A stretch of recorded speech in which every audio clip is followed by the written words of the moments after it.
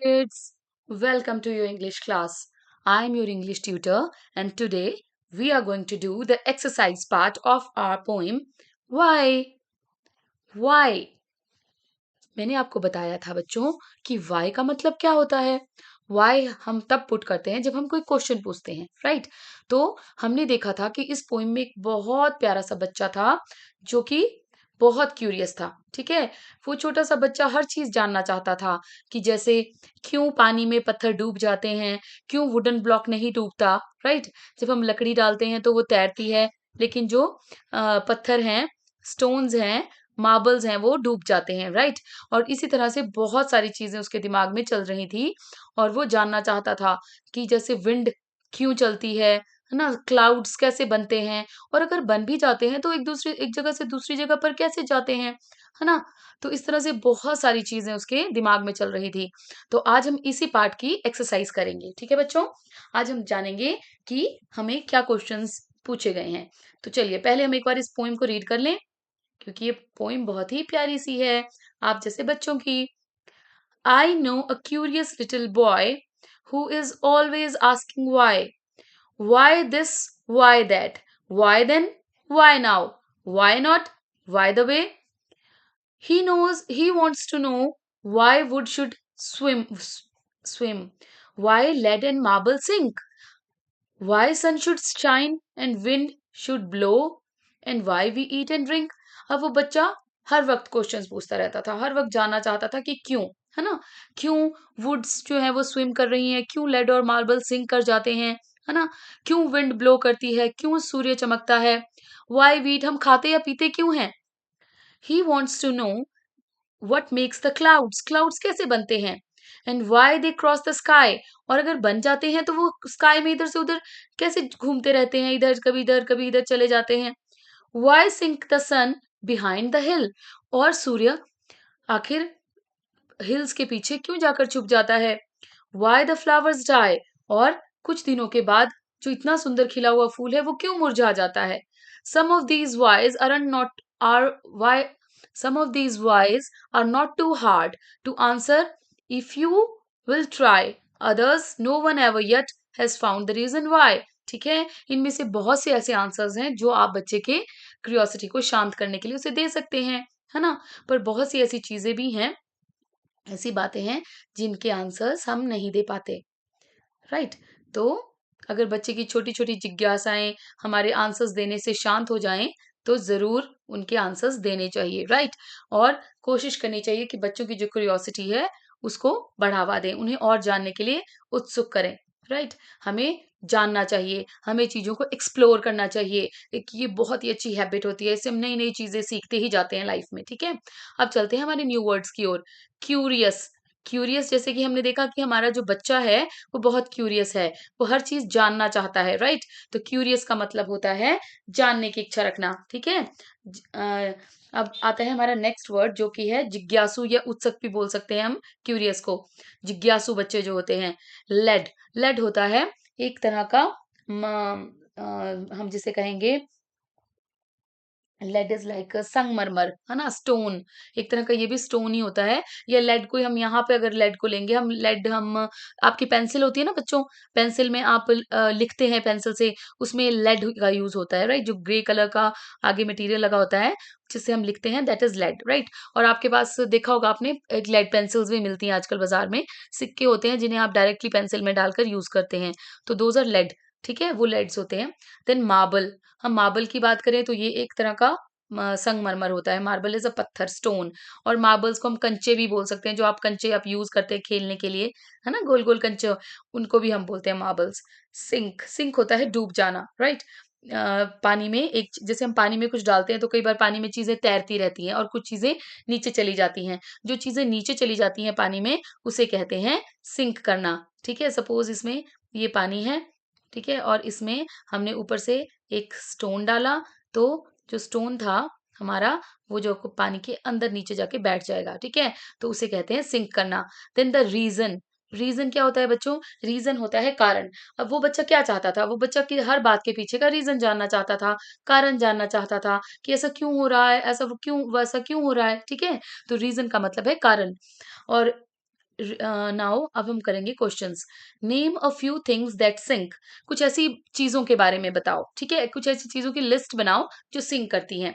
तो इसके लिए हम एक बहुत ही प्यारी एक्टिविटी कर सकते हैं। हम क्या करेंगे, एक बाउल लेंगे बड़ा सा और उसमें हम पानी भर देंगे, राइट। जैसे मान लो ये बाउल है और इसमें हमने पानी भर दिया। अब हम अपनी आसपास की चीजों को उठाएंगे, जैसे कि rubber, sharpener, pencil, stones, marble, duster, chalk, ठीक है। इस तरह से छोटी छोटी चीजें जो हमारे आसपास हैं, हम इन चीजों को लेंगे। पेपर, पेपर को रोल कर लेंगे या पेपर के टुकड़े कर लेंगे, ठीक है। तो इस तरह से हम बहुत सारी चीजें लेंगे और उनको हम पानी में डाल के देखेंगे वन बाय वन, ठीक है। और हम एक लिस्ट बनाएंगे उन चीजों की जो सिंक करती हैं और एक उन चीजों की जो फ्लोट करती हैं। फ्लोट मतलब होता है तैरना, ठीक है। तो हम ऐसे करके एक लिस्ट बनाएंगे। ये एक्टिविटी मैंने आपके साथ बहुत पहले की भी थी बच्चों, सॉरी, सभी स्कूल्स में नहीं हुई होगी, but I have done with the kids. तो अब ये बहुत ही मजेदार एक्टिविटी होती है। हम एक साइड सिंक कॉलम बनाएंगे, एक साइड फ्लोट का कॉलम। और इसी तरह से जो हमारे पास आसपास है, जैसे आप लीव्स इकट्ठी कर सकते हैं, you can pick up the stones, you can take your pencil, sharpener, rubber, है ना, इस तरह की छोटी छोटी चीजें, और उन्हें आप डाल के देखेंगे, ठीक है। और आपके पास ऑटोमेटिकली एक लिस्ट तैयार हो जाएगी उन चीजों की भी जो सिंक करती हैं, उन चीजों की भी जो फ्लोट करती हैं, राइट। तो हम यहाँ पे अगर ऑप्शन देना चाहें, वैसे तो आपको ये एक्टिविटी करने के बाद करना चाहिए, बट अगर हम देना चाहें तो हम बोल सकते हैं मार्बल्स, कंचे, हर बच्चे खेलते रहते हैं, उनके पास होते हैं, वो भी फ्लो सिंक कर जाता है। आयरन, है ना, लोहे का कोई टुकड़ा, जैसे आप कील ले लीजिए छोटी सी, अगर आप कील डालेंगे पानी में तो वो सिंक कर जाएगी, राइट। और वैसे ही आप अगर रबड़ लेंगे जो आप जिससे आप इरेज करते हैं, तो वो भी सिंक कर जाएगा, ठीक है। और इस तरह से आप छोटी छोटी चीजों को जरूर इस एक्टिविटी को करके देखिएगा, बहुत मजा आएगा, राइट। फिर हम करते हैं list 3 questions that the little boys ask, ठीक है। ऐसी 3 क्वेश्चन जो वो छोटा सा बच्चा हमसे पूछ रहा था।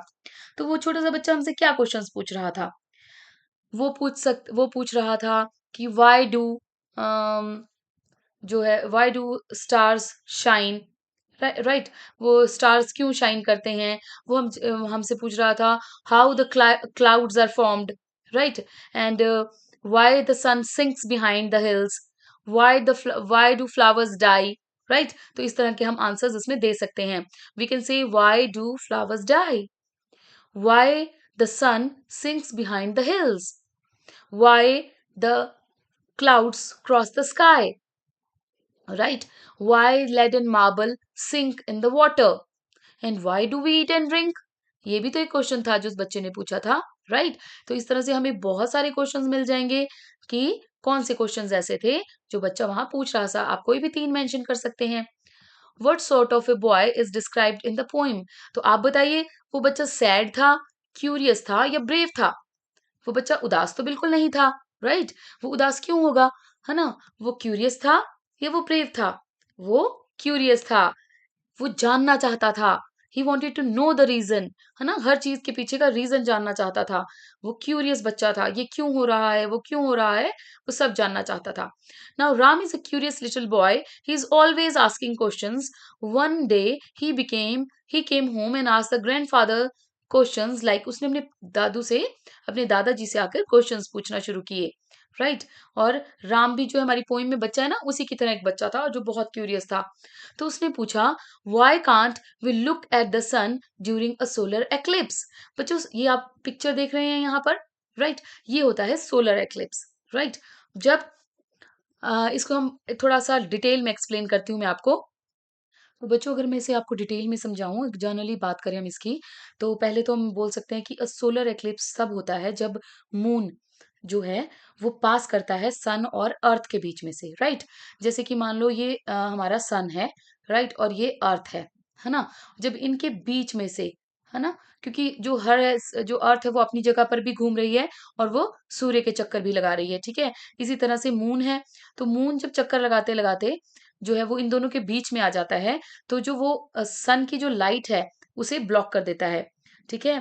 और जो सन की जो लाइट है वो अर्थ के कुछ कुछ हिस्से पर नहीं गिरती, राइट। तो उस कारण से जो है वो शेडो जो है वो मून की वो अर्थ पर गिरती है, राइट, क्योंकि वो बीच में आ गया, राइट। ये जो हमारा मून है वो सन और अर्थ के बीच में आ गया। तो अब जिस पोर्शन में वो कवर कर रहा है वो अर्थ को, उस पोर्शन पे जो लाइट नहीं पड़ेगी, राइट। तो वो पोर्शन जो है वो डार्क दिखाई देगा, राइट। और वहां पे शेडो होने के कारण जो है वो पोर्शन वो डार्कर एरिया हो जाता है, जिसे जिसे हम कहते हैं। और वो कई बार सन को जो है वो सन के सामने होता है ना, तो सन हमें ब्लैक दिखाई देता है ना, वो कवर कर लेता है सन को।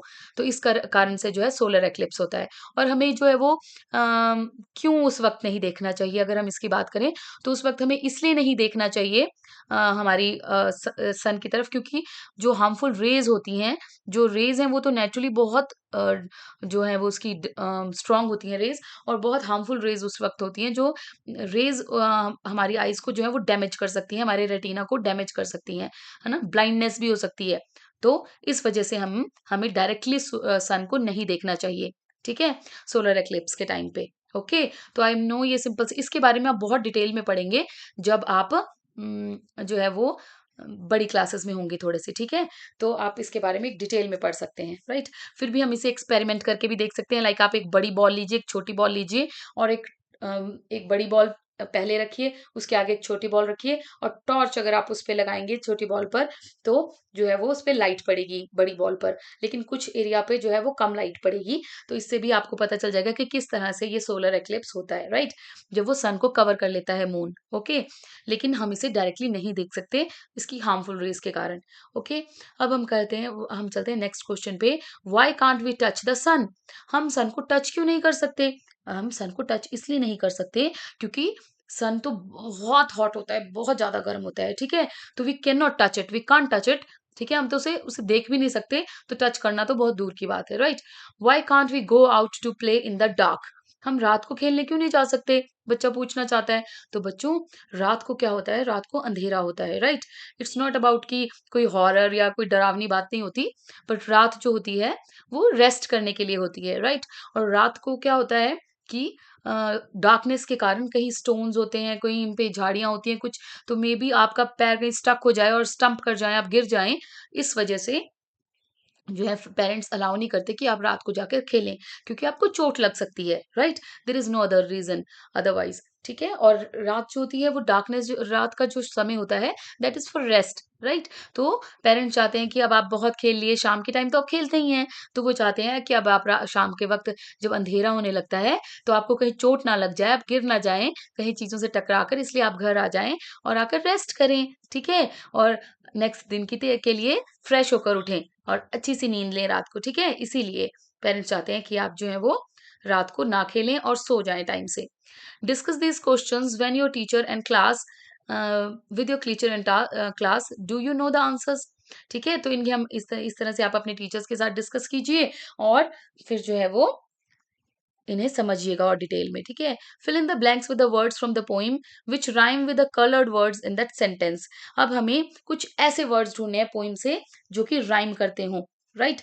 और हम इस पोइम से भी ऐसे वर्ड्स ले सकते हैं, जैसे कि why is the dash so high? So why rhymes with, very good, sky. Why sky, है ना, और सेंटेंस का मीनिंग भी बन गया, why is the sky so high?